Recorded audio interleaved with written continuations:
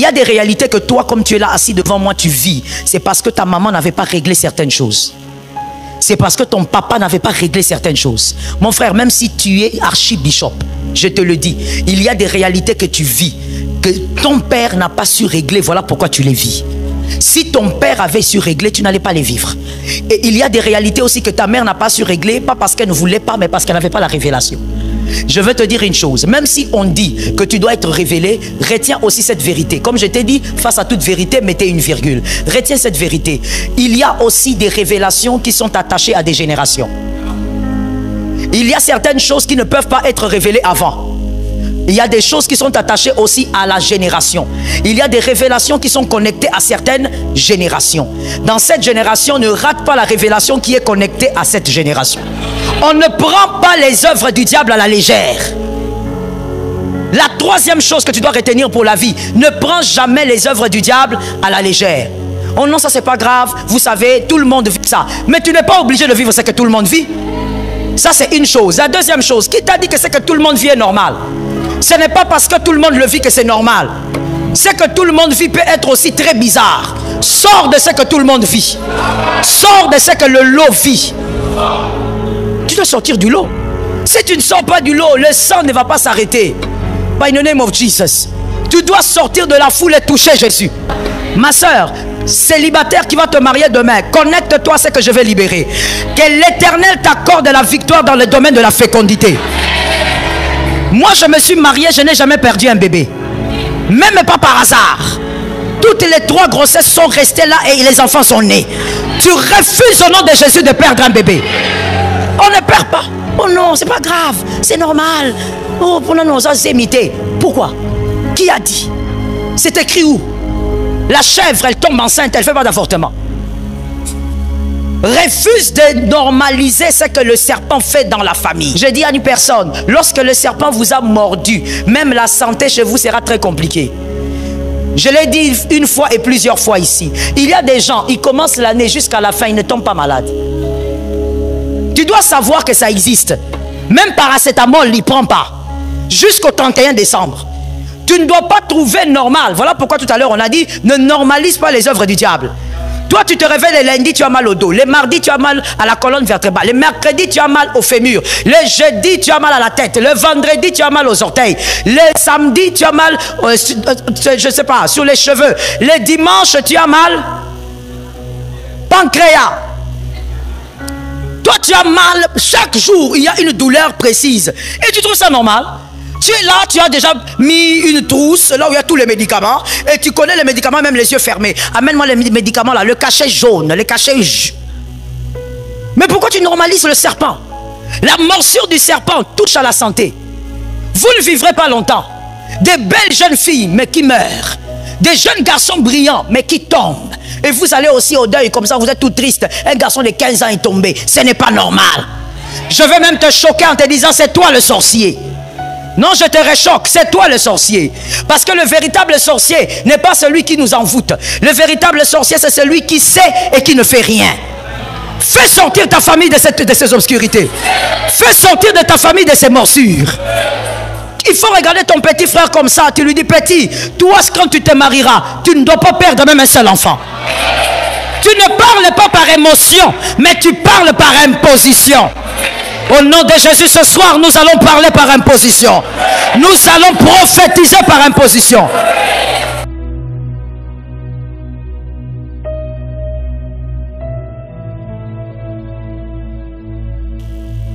La volonté de Dieu pour une famille, on va commencer par là. Quelle est la volonté de Dieu pour une famille? Mon frère, tu as remarqué que tu es un peu dépaysé parce que ton voisin écrit. Toi, tu n'écris pas, tu n'es pas venu avec un carnet. Il faut venir avec un carnet à l'église, ainsi qu'avec ta Bible. La volonté de Dieu pour une famille, nous trouvons cela dans Genèse 1, 26 à 27. Genèse 1, 26 à 27, nous trouvons la volonté de Dieu pour une famille. Quelqu'un peut dire, mais qu'est-ce que Dieu veut de ma famille? On a résumé ça dans cette écriture. Dieu, depuis Genèse, a expliqué ce qu'il voulait pour le mariage, pour la famille, pour la femme, pour l'homme, pour le couple. Il a déjà dit, ça se trouve dans Genèse. Genèse 1, 26 à 27. Écrivons. 1. La volonté de Dieu pour la famille est donc qu'elle ait de l'amour, que la famille ait de l'amour, que la famille ait de l'amour, qu'elle ait de l'amour. L'Écriture dit, puis Dieu dit, faisons l'homme à notre image, selon notre ressemblance, et qu'il domine sur les poissons de la mer, sur les oiseaux du ciel, sur les bétails, sur toute la terre et sur tous les reptiles qui rampent sur la terre. 27, Dieu créa l'homme à son image, il créa à l'image de Dieu, il créa l'homme et la femme. Donc, dans ces deux versets, il y a la volonté de Dieu pour une famille. On a dit la première volonté, c'est que la famille doit vivre dans l'amour. Il doit avoir l'amour de Dieu. Parce que c'est cet amour-là qui est un amour spécial et un amour qui n'a pas de mal, qui ne comporte pas le mal. Deuxièmement, la volonté de Dieu pour une famille, qu'elle soit puissante. Sur la terre, Dieu veut que ta famille soit puissante. C'est-à-dire que ta famille domine. Que ta famille soit puissante dans son couloir. Merci. Lorsqu'on dit la puissance de ta famille, on n'est pas en train de dire que ta famille doit écraser les autres familles. Ta famille doit être puissante dans son couloir. Ça tombe sur celui qui comprend. Parce que dans cette retraite, il s'agira de comprendre. Il faut comprendre. Ta famille doit être puissante sur la terre. Ta famille doit dominer dans son domaine de prédilection. Ta famille doit bâtir des empires sur la terre à la gloire de Jésus. Non, mon frère, ce n'est pas être matérialiste. Lui-même, il a dit, je veux créer l'homme à mon image. C'est-à-dire qu'il domine. Parce que Dieu domine dans les ciels comme sur la terre. Il a créé la famille pour dominer. Ta famille ne peut pas être une famille médiocre. Ça tombe sur toi, je vois la foi là-bas. Ta famille ne peut pas être une famille quémandeuse. Non. Ta famille ne peut pas être comme la famille de Gédéon, la plus petite de la famille. Non, non, non. Dans la famille, que chacun ait son huile. Ça localise celui qui est derrière, tu as compris. Dans la famille, chaque famille doit avoir son huile. Est-ce que quelqu'un m'entend? Ta petite soeur, quand elle se mariera, ils doivent avoir leur huile. Ton grand frère doit avoir son huile. Dans chacune des familles, on doit avoir l'huile. Chacune des familles doit évoluer selon la volonté de Dieu. Refuse que ta famille soit la queue au nom de Jésus-Christ. Troisième chose, selon ce récit, la volonté de Dieu est que la famille soit soudée. La famille doit être soudée, pas seulement unie, soudée. Solidement soudée. Voilà pourquoi Dieu ne crée pas la femme en dehors de l'homme. Dieu crée la femme à l'intérieur de l'homme.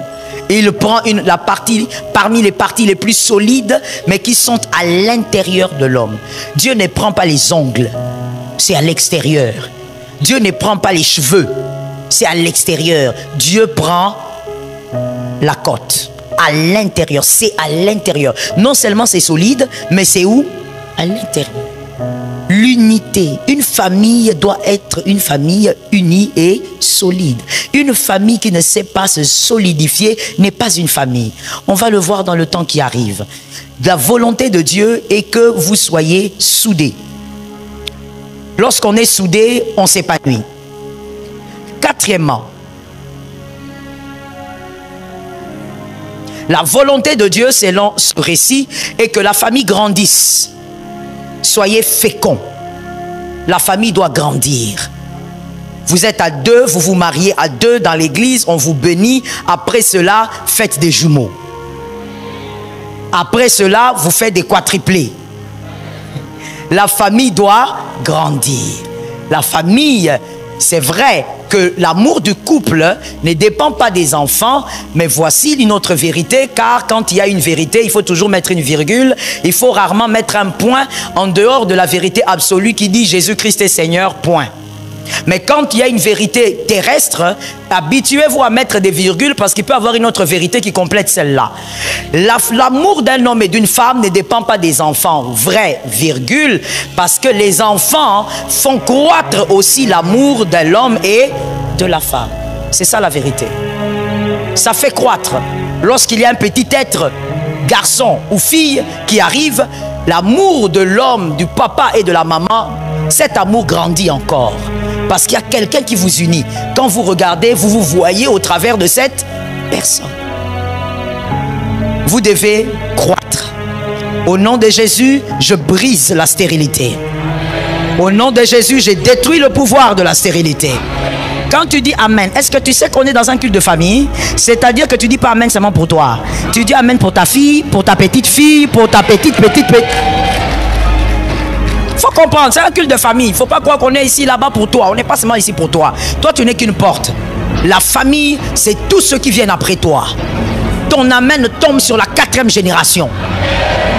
Ainsi, il y aura quelqu'un à la 4e génération qui aura ton visage, qui pourra dire, si ma vie est comme ça, c'est parce que j'avais un ancêtre. Il faut comprendre ça. J'ai l'habitude de dire ceci quand je prêche sur les familles. Il y a des réalités que toi, comme tu es là assis devant moi, tu vis. C'est parce que ta maman n'avait pas réglé certaines choses. C'est parce que ton papa n'avait pas réglé certaines choses. Mon frère, même si tu es archibishop, je te le dis, il y a des réalités que tu vis, que ton père n'a pas su régler, voilà pourquoi tu les vis.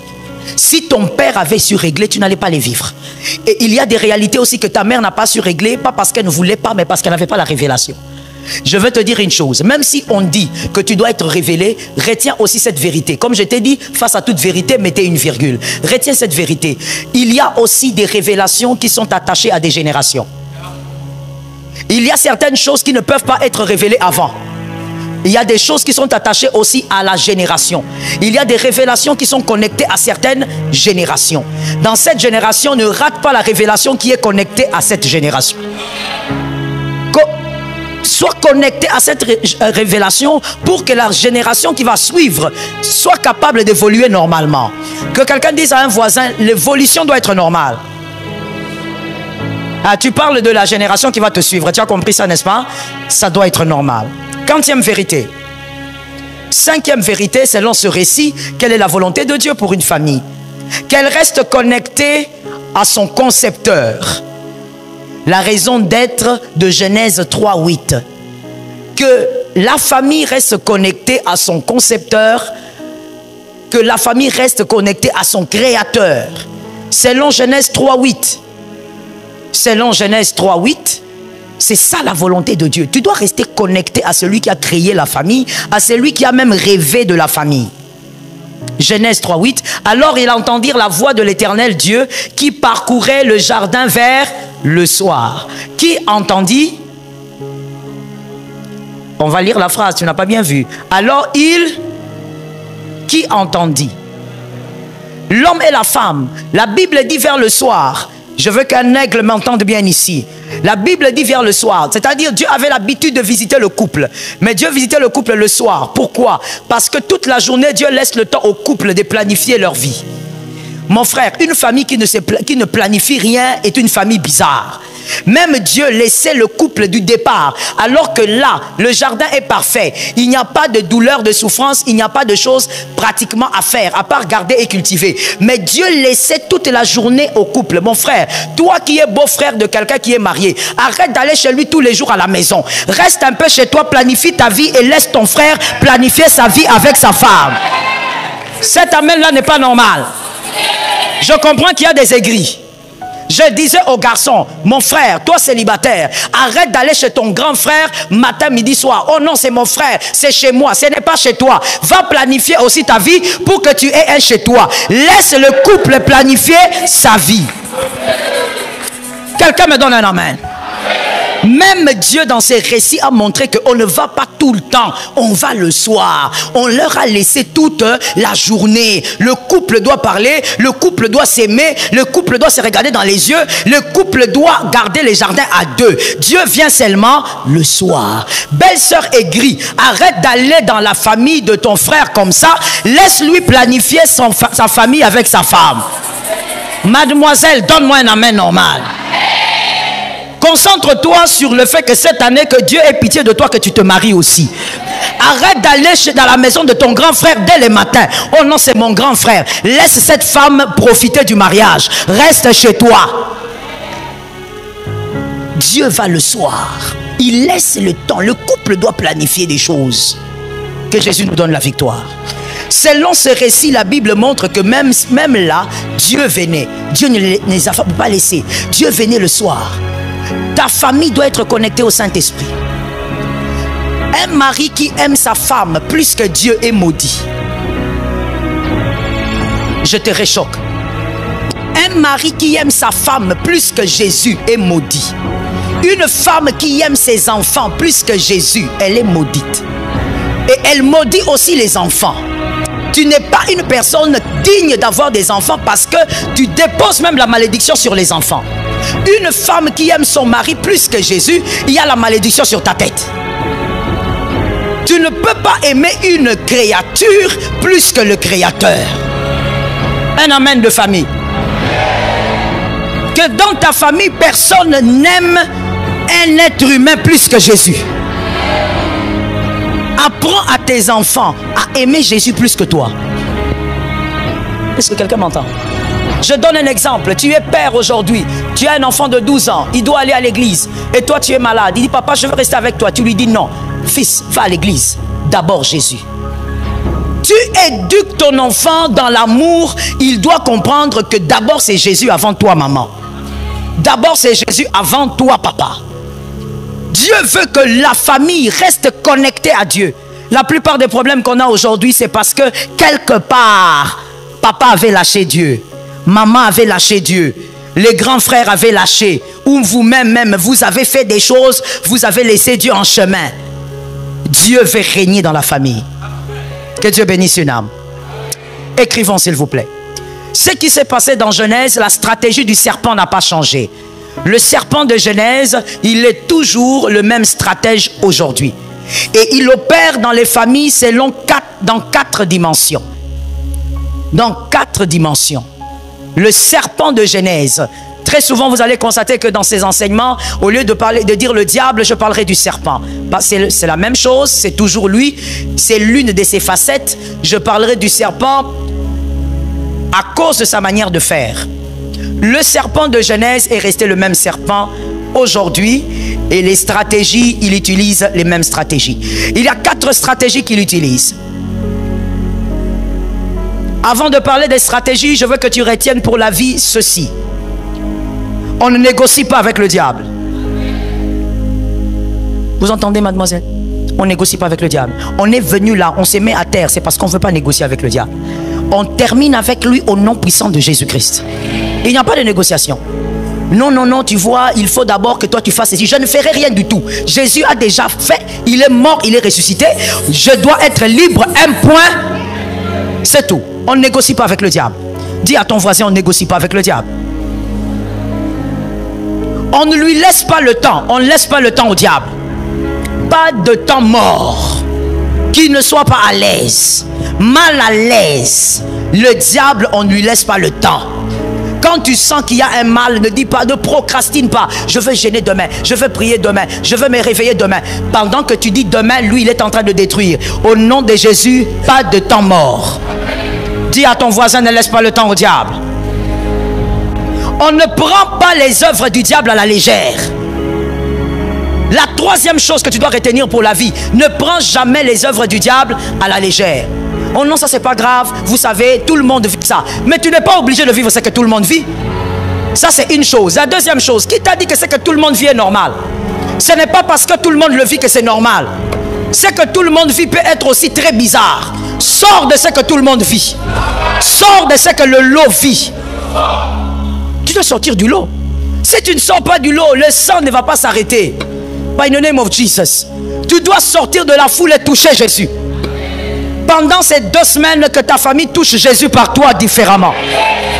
J'entends les amens de ce côté. Pourquoi vous ne dites pas amen ici? Donnez un amen. Tu dois toucher Jésus différemment. Pendant ces 2 semaines, tu refuses de prendre ce qu'il fait à la légère. Oh non, c'était juste une petite fausse couche. Toutes les femmes, quand elles se marient, elles perdent le premier bébé. Qui a dit? Qui a dit? Oh, in the name of Jesus. Est-ce que quelqu'un peut regarder le voisin et dire, ce n'est pas normal? Ma soeur, célibataire qui va te marier demain, connecte-toi à ce que je vais libérer.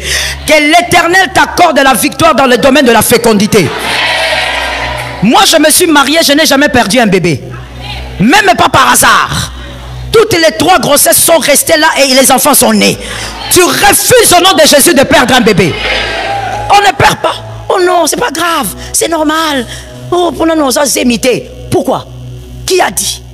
C'est écrit où? La chèvre, elle tombe enceinte, elle ne fait pas d'avortement. Refuse de normaliser ce que le serpent fait dans la famille. La 4e et la dernière chose par rapport à ce que tu dois refuser. On ne normalise pas la présence du serpent. Là où il y a le serpent, on ne normalise pas. On ne justifie pas ça. Non, vous voyez, mon grand frère est mort subitement parce qu'il était imprudent. Qu'est-ce qui nous dit que c'est ça la vraie raison? Ne normalise pas la présence du serpent. Sois victorieux au nom de Jésus dans ta famille. Voici maintenant les 4 systèmes, stratégies du serpent pour régner dans la famille. Ta famille subit certainement l'une de ces stratégies. Peu importe votre nature, peu importe votre race, peu importe vos origines.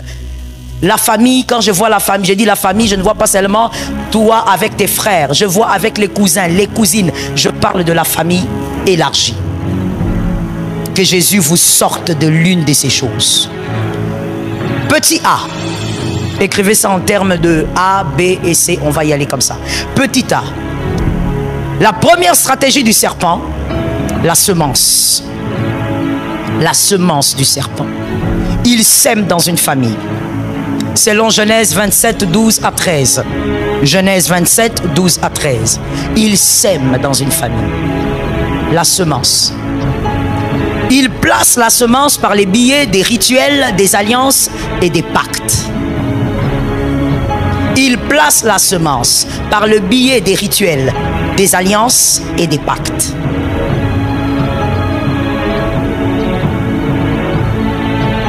Il sème dans une famille par le biais de ces 3 choses.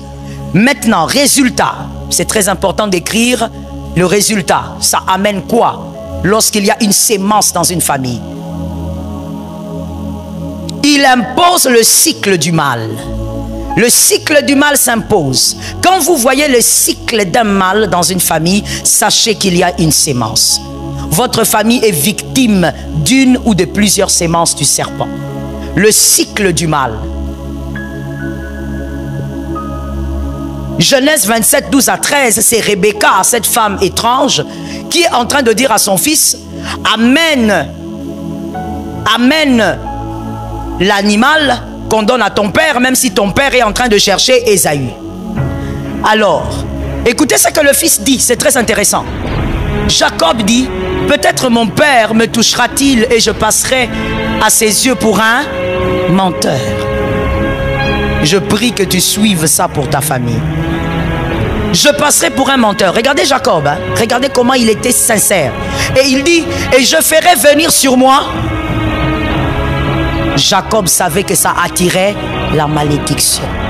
Mentir à son père attire la malédiction. J'ouvre une parenthèse. Toi tu te sens bien quand tu mens à tes parents biologiques, à tes parents spirituels. Tu ne sais pas ce que tu fais.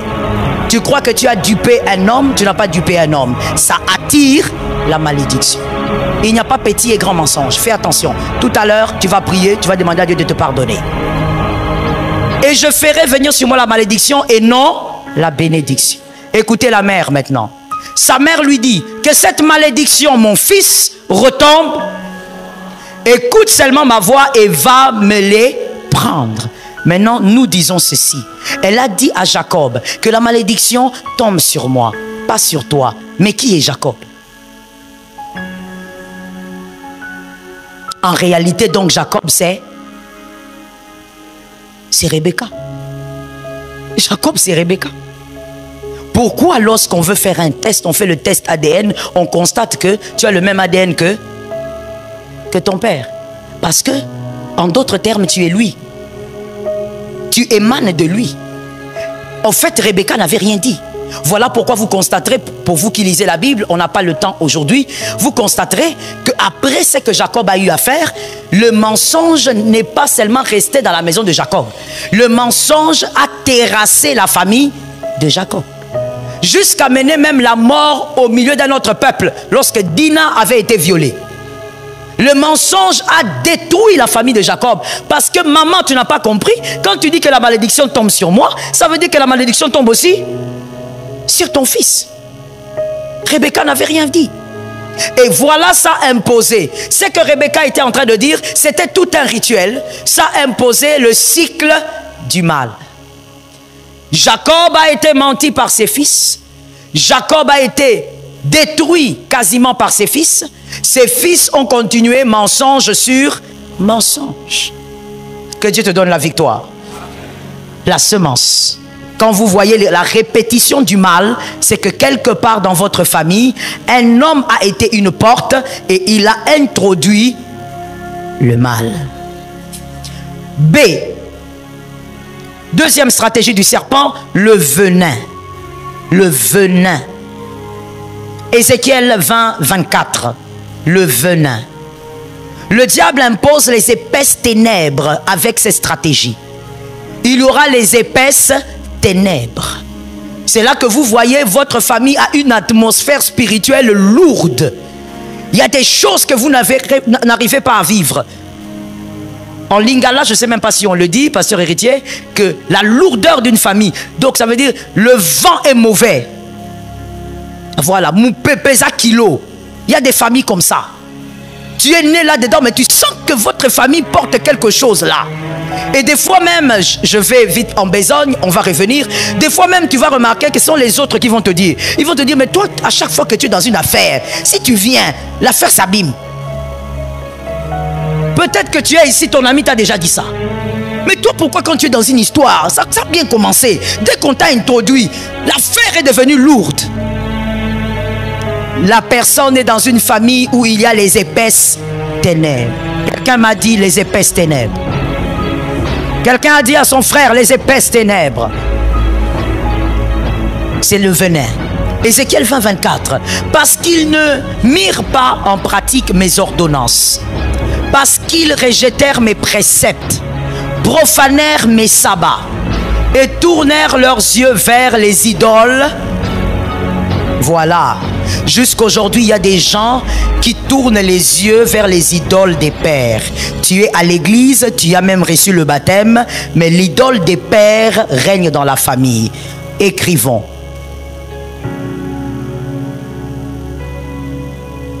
L'idole des pères, c'est toute pratique que vous êtes obligé de faire sans Jésus.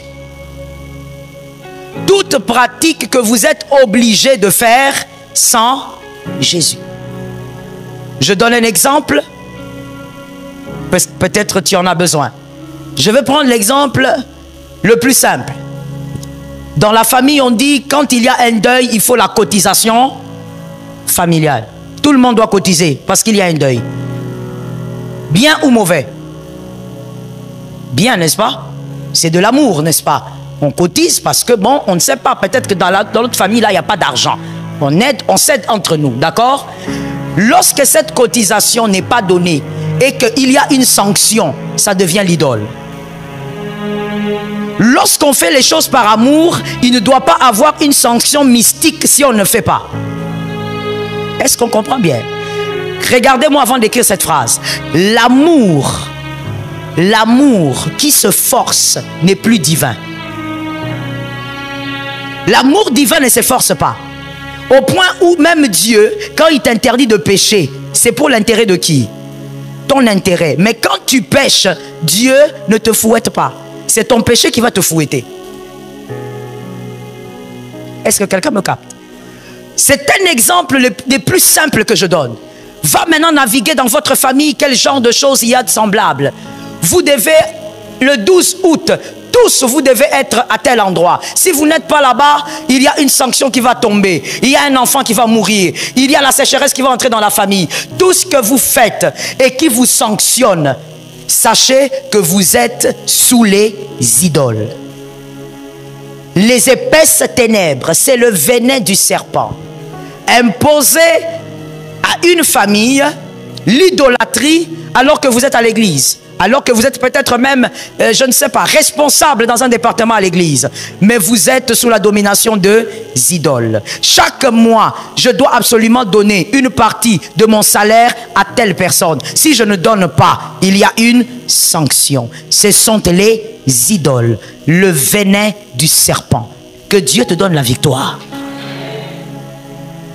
L'amour du Christ n'est pas forcé. Lorsqu'on fait des choses dans une famille, ça doit être par amour et non par force. Et pire encore, si derrière la désobéissance, il y a une sanction mystique. Que Jésus vous épargne. Quantième point. Petit c. La morsure. La morsure du serpent. Lorsque votre famille est mordue, comment savoir que cette famille est mordue? 2 Rois 4, 14. 2 Rois 4, 20. 2 Rois 4, 14. 2 Rois 4, 20. Vous allez constater une fatalité qui est généralisée et qui frappe la famille. Lorsque la famille subit la morsure du serpent, vous allez constater une fatalité généralisée. Généralement, c'est au niveau de la santé. Au niveau de la santé, c'est attaché à la vie, à la santé. Vous allez remarquer que dans la famille, les gens ne vieillissent pas. Les gens doivent mourir avant la vieillesse. Les cheveux blancs sont rares. Pendant que je parle, il faut naviguer dans la famille. Pendant que je parle, je dis il faut naviguer dans ta famille. C'est pourquoi ce sont les adultes qui écoutent cet enseignement, parce qu'il faut avoir la capacité de réfléchir.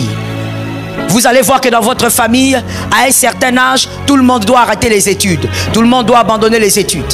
À un certain âge, il doit avoir des accidents bizarres. Comme il y a un frère qui me disait, pasteur, priez pour moi, parce que bientôt, ça sera le mois de juillet. Chez nous, dans notre famille, à chaque fois qu'on commence le mois de juillet, avant le 15, il faut qu'un garçon de moins de 30 ans meure.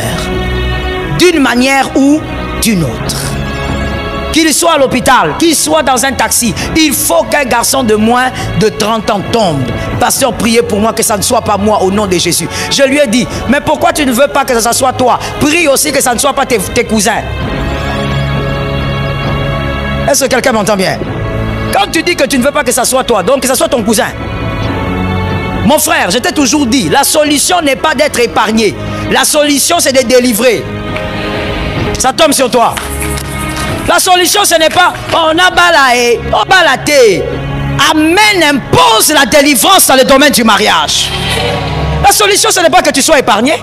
Oh Seigneur, aie pitié de moi. Seigneur, délivre cette famille. Est-ce que quelqu'un m'entend? Dans ces récits que je te donnais, 2 Rois 4, 14, suis-moi très bien s'il te plaît, je veux juste raconter à cause du temps. Vous vous rappelez en lisant la parole de Dieu de cette femme de Sunem. Quand le prophète Élisée arrive, elle reçoit très bien le prophète, mais elle ne demande jamais rien. Que Dieu accorde cette révélation à certaines personnes ici. Tu rencontres l'onction, tu sers l'onction et tu dis, Dieu, tu connais mes besoins. Que l'onction me donne ce dont j'ai besoin. Au lieu de demander, cette femme commençait à loger Élisée, nourrissait Élisée, sans qu'Élisée ne demande. Et puis un jour, Élisée dit, trop manger aussi la nourriture de quelqu'un comme ça devient comme une dette. Qu'est-ce qui manque dans cette maison? Géasi lui dit, papa, cette femme n'a pas d'enfant. Il dit, ah bon? Elle n'a pas d'enfant. Et il y a une précision. Son mari est vieux. Elle n'a pas d'enfant. Oh. Donc c'est-à-dire que son mari peut aussi mourir. C'est ce qu'Élisée lui dit. Que son mari peut aussi mourir, elle va rester sans enfant. Alors Élisée qui dit, oh d'accord. Alors on va déclarer. Écoute-moi très bien mon frère. C'est une affaire de famille ici. Regarde-moi bien, même si tu es à la porte. Élisée déclare l'enfant né.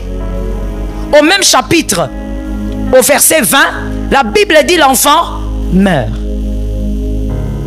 L'enfant qui est venu par le miracle, l'enfant fait quoi? La bénédiction de l'Éternel se fait sur d'aucuns. Comment les chagrins est entré? Regarde un voisin, dis-lui, les choses sont profondes. Dis-lui, les choses de Dieu sont des fois compliquées. Tu ne peux pas me dire que la bénédiction là ne venait pas de Dieu. C'est un prophète qui a déclaré l'enfant est né. Mais comment l'enfant est mort? Parce que mon frère, là, comme je te dis tout à l'heure, la solution n'était pas de se ranger. La solution était la délivrance. Le problème de cette femme n'était pas l'infertilité ou la stérilité. Si cette femme ne mettait pas au monde, c'est parce qu'il y avait la mort dans la maison.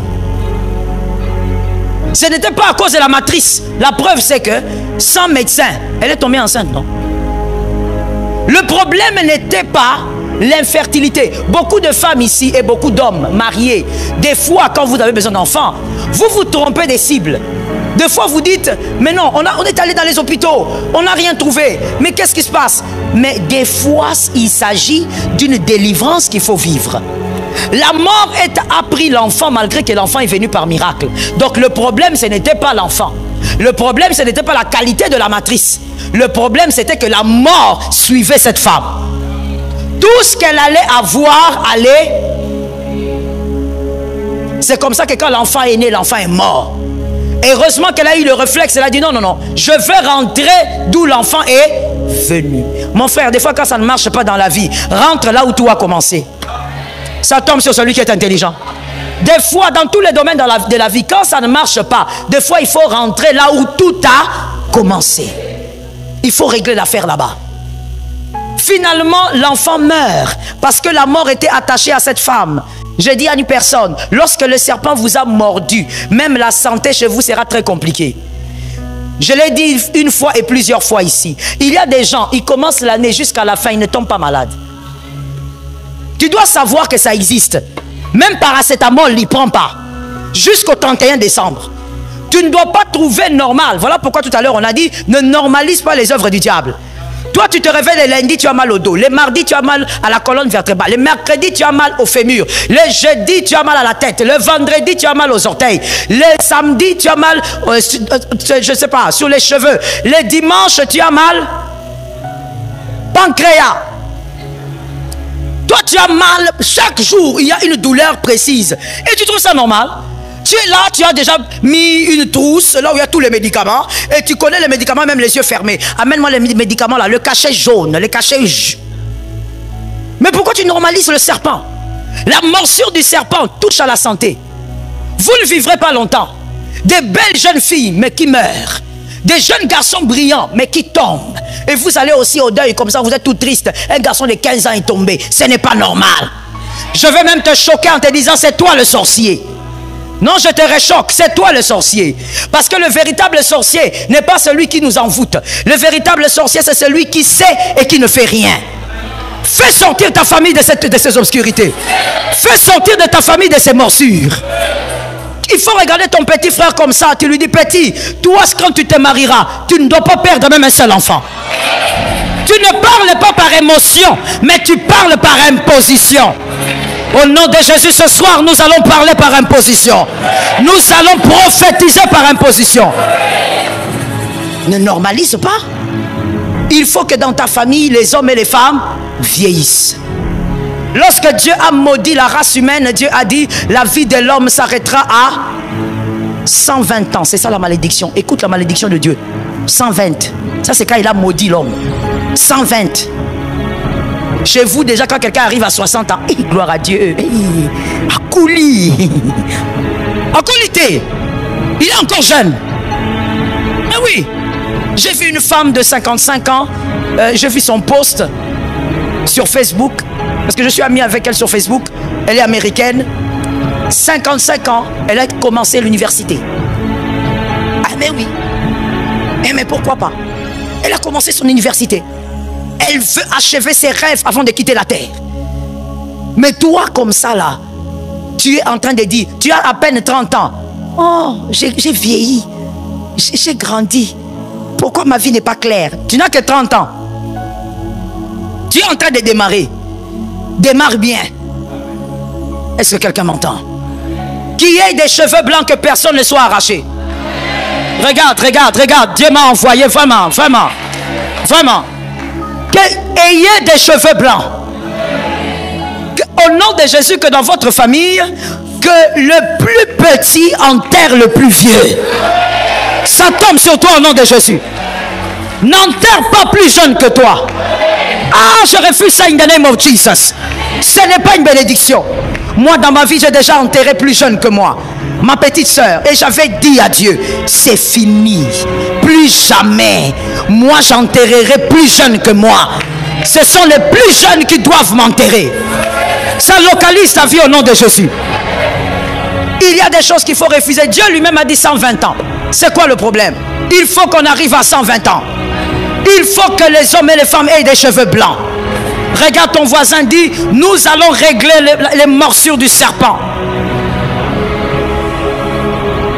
Il ne faudrait pas que le serpent frappe comme ça. C'est pourquoi toi aussi ne normalises pas les choses. Toi, tu aimes l'hôpital. Il y a des gens ici qui sont comme ça. Ta voisine ou ton voisin, là, il est comme ça. Surtout ton voisin. Demandez-moi pourquoi. Pourquoi les voisins aiment l'hôpital? Faible. Je t'ai dit. Ah, que Dieu vous donne la victoire. Dieu vraiment, Dieu s'est équilibré. Hein? Chef de famille, mais faible avec la maladie. Si tu es malade, comme ils sont là, tu vas croire que le ciel est tombé. J'ai mal,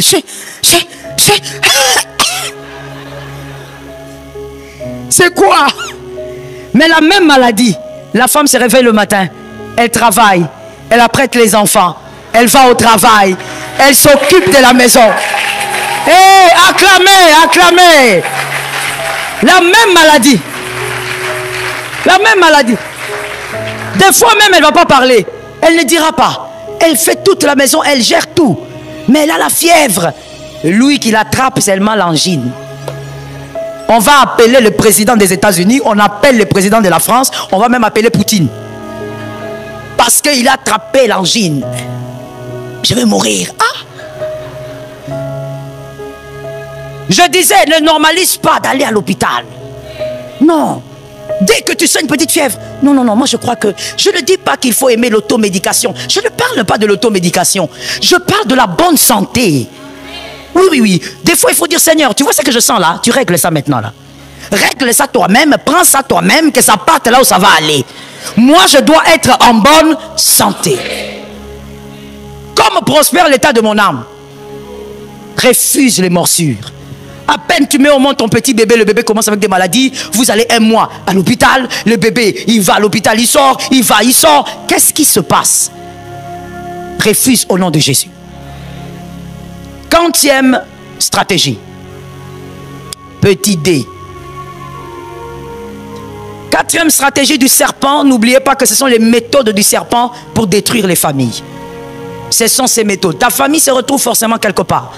Et par la grâce de Dieu, tu vas régler ça avec Jésus. La constriction. Constriction et non construction. La constriction avec un I. La constriction, c'est propre à certains serpents. La constriction, c'est quoi? Ça consiste à enserrer la victime avec pression. Enserrer la victime avec pression jusqu'à couper la circulation sanguine. Et des fois même étouffer la victime. C'est-à-dire, la constriction, c'est lorsque le serpent enlace sa victime jusqu'à l'étouffer. C'est ça la constriction. Le serpent utilise aussi, le diable utilise aussi cette méthode-là. La constriction. Selon 2 Rois 4, 1 à 2. 2 Rois 4, 1 à 2.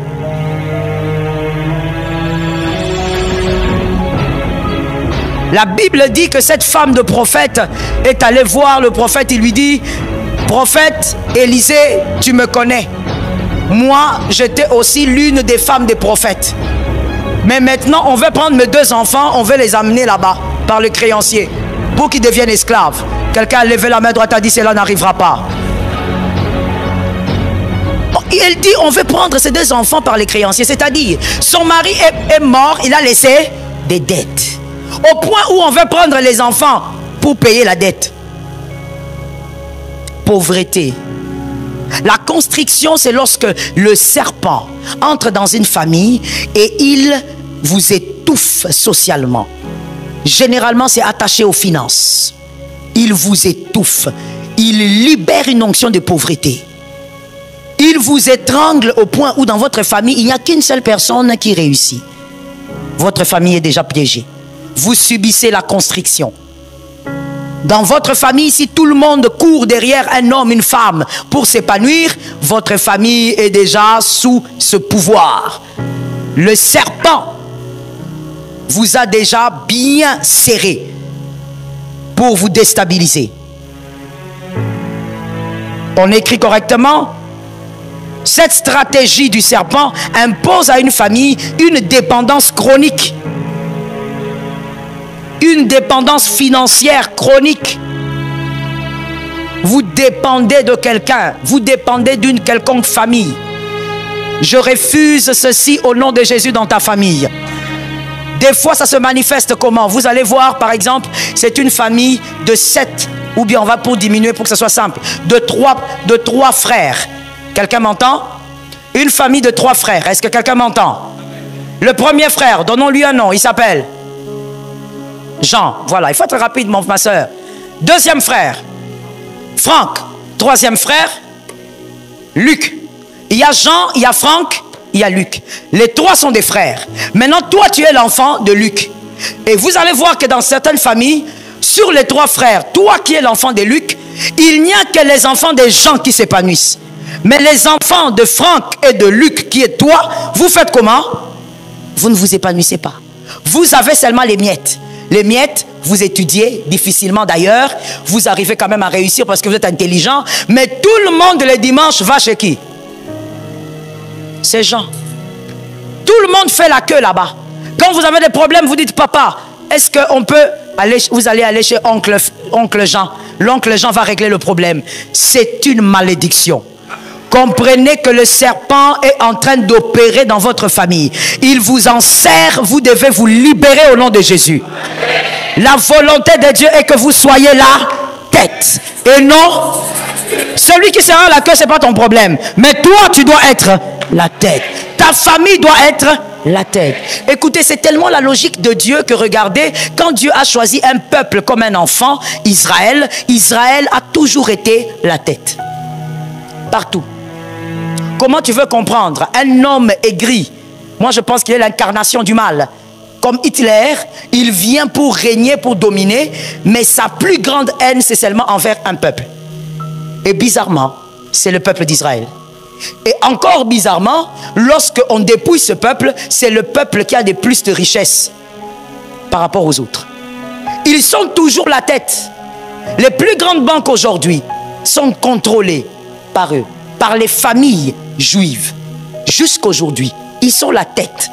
Mais ce sont les fils de Dieu selon la chair. C'est que Dieu avait dit à Abraham, tu as des enfants qui ressemblent au sable de la mer et d'autres aux toiles du ciel. Le sable de la mer, c'est Israël. La nation que nous connaissons, c'est Israël. Les étoiles du ciel, c'est nous. Ceux qui sont nés par la foi. Et donc, comment veux-tu que même malgré la venue de Jésus, malgré ça, Israël, quand il est quelque part, il est la tête? Est-ce que quelqu'un m'entend bien? Il est difficile que tu fasses une affaire avec un juif et que tu échoues. Et tu ne réussiras pas à cause de toi. Tu peux réussir aussi à cause de lui. Parce qu'il y a une onction sur eux. L'onction de la tête. Toi, tu ne peux pas accepter que dans ta famille, tu sois marié et que c'est ton mari qui soit le dernier. Qui a entendu ça? Tu ne peux pas accepter ça. Que dans ta famille, lorsqu'on veut critiquer un homme qui n'arrive pas à donner des petites cotisations, c'est ton mari. In the name of Jesus, fire. Je regarde, il y a même des femmes qui ne disent rien. L'inconscience là est élevée. Tu es là comme ça quand il y a des problèmes. On dit, bon, est-ce que ton mari peut... Tout le monde dit, ah, elle, laissez-la. Et son mari va venir piler le pondou. Ça veut dire, on sait que médiocrité sur médiocrité. Financièrement, tu es... Mon frère, je dis toujours, commence petit, mais ne commence pas médiocre. Ne commence pas médiocrement, mais commence petit. Commencer petit, c'est divin. Médiocrement, c'est diabolique. Jésus a commencé petit, mais dans la petitesse là, on l'a amené l'or. On a amené la myrrhe. C'est ça Jésus. Il commence petit, mais la gloire le suit. Il ne faut pas dire que, oh non, pourquoi vous êtes comme ça? Vous voulez seulement des grandes choses. Mon frère, Dieu est grand. Est-ce que quelqu'un m'entend bien? Il faut qu'on peut commencer petit, mais on a aussi le choix de ne pas commencer petit. Ah, je vais te choquer en te disant, mon frère, le moment de jeûne et de prière que je fais, par la grâce de Dieu, c'est pour que mes enfants ne commencent pas petits. Ah, je refuse ça au nom de Jésus. Est-ce que quelqu'un m'entend? Moi, quand je me suis marié, j'ai traversé... Ah, mon mari, il est là. Pourquoi il est venu aujourd'hui? Je t'aime, Hani. Quand je me suis marié, j'ai traversé pour aller à la maison. Parce que nous, on n'a pas fait comme vous. Hein. Vous êtes restés dans la fête jusqu'à minuit. Comme des sorciers. Jusqu'à ce que la fête... Les invités même partent. Mais vous, vous êtes là. Et Bakei, vous êtes restés à la fête. Vous n'avez pas envie de rentrer chez vous. Vous avez déjà tout fini. Nous, on était pressés, on est rentré à la maison. J'ai pris ma robe. Je me rappelle encore. Pour arriver à la maison, j'ai traversé les caniveaux. Un gros caniveau comme ça. J'ai soulevé ma robe de mariée. Traversé les caniveaux pour aller chez moi. Mon mari tient là-bas la traîne. Moi, je traverse. En tout cas, quelque part, vraiment, tout ça, il m'a venté. Hein. Mais là, si j'étais tombé là-dedans, il allait me récupérer avec la traîne. On a traversé, j'ai traversé, je suis allé chez moi. C'était une mignonne petite maison, mais quelque part, sans nom. Nous-mêmes, on a pris les noms, on a donné à l'avenir. Et puis, j'ai traversé les caniveaux. Mon frère, foi ou pas foi, ma fille ne peut pas traverser les caniveaux. Non, non, non, c'est pas ça la foi. Il ne faut pas croire que la foi, c'est ça, c'est l'humilité. Non, mon frère, la petitesse n'est pas la médiocrité. Oui, oui, oui. Et tu vois, même quand tu entrais dans ma maison là, elle était petite, mignonne. Moi-même, j'avais planté les pelouses dehors. Hein? Parce que moi, j'aime quand même hein, la verdure. Je plantais moi-même la pelouse. Je venais là, je mets ma culotte, je plante la pelouse. Mes fleurs, j'avais planté. Tu entres dans mon petit salon là, il y a les chaises déjà bien faites, bien doduées, avec des jolis petits poufs, avec une télé. Toi, façon, oh non, on entre seulement. Vous entrez seulement où? Avec un lit normal. Tu montes au lit, tu rêves. C'est pas que tu montes au lit, tu commences à regretter la maison paternelle. Tu es là, tu maigris. On te demande pourquoi tu maigris. Oh, le mariage. Non, tu penses à la maison paternelle. Le lit fait mal au dos, les côtes. Non. La petitesse n'est pas la médiocrité. Refuse que ton fils commence là où tu as commencé. Ce n'est pas une bénédiction que de dire à ton fils, moi j'ai fait des kilomètres. Que ton fils ne fasse pas des kilomètres. Que le petit-fils aussi ne fasse pas des kilomètres. Non, non, non, je veux mieux déclarer ça. Pour les aigles vont prendre ça. Toi, ton fils ne doit pas faire des kilomètres. Que le petit-fils dirige des entreprises. Qu'il ne dirige pas l'entreprise qu'il aura commencé. Qu'il dirige l'entreprise familiale. Ça tombe sur toi au nom de Jésus. Que ce que Dieu te donne, que l'Éternel amène cela à la progression. Que ça aille de gloire en gloire, de grâce en grâce, de progrès en progrès, de percée en percée. Que quelqu'un dise à un voisin, je ne me soumettrai pas à la mendicité. Ma soeur, je te donne un conseil. Pour sortir de ce système-là, avant même qu'on arrive là-bas, écoute-moi. Même quand papa te dit, va un peu chez l'oncle, il va t'aider. Dis, papa, je n'irai pas. Et tu vas dans ta chambre, tu te mets à genoux, tu dis, Seigneur, je n'irai pas vers un homme. Tu as dit, maudit soit celui qui se confie en l'homme. Ouvre les ciels, je n'irai pas vers un homme. Je prophétise au nom de Jésus, ta famille sort de la mendicité. Ta famille est libérée de la mendicité. Ta famille est délivrée de la mendicité. Que la semence du diable soit révélée. Que les venins soient révélés. Que les morsures soient révélées. Que la constriction soit révélée. Quelqu'un m'a dit, je sors de là au nom de Jésus. Lève tes deux mains, toi tu as compris, on est déjà dedans. Lève tes deux mains, prophétise avec moi au nom de Jésus. Je ne t'entends pas, au nom de Jésus. Par le feu de Dieu, ma famille ne vivra pas l'humiliation.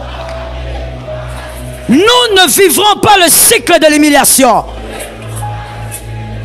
Le cycle de condamnation, je renverse. Lève bien la main. Est-ce que tu as écouté la déclaration? Ah, il faut écouter ce que tu dis. On n'a pas dit nous renversons. En ce moment, chacun c'est chacun. Ah oui, c'est à toi de faire le travail. Répète, au nom de Jésus, Je renverse le cycle de la malédiction. Ça s'arrête. Dieu m'accorde la révélation. Et j'arrache la semence. Au nom de Jésus, je déclare, venez du serpent. Je te sors de ma famille. Venez du serpent. Je t'arrache de ma maison. Je déclare, morsure du serpent. Je te sors de ma maison.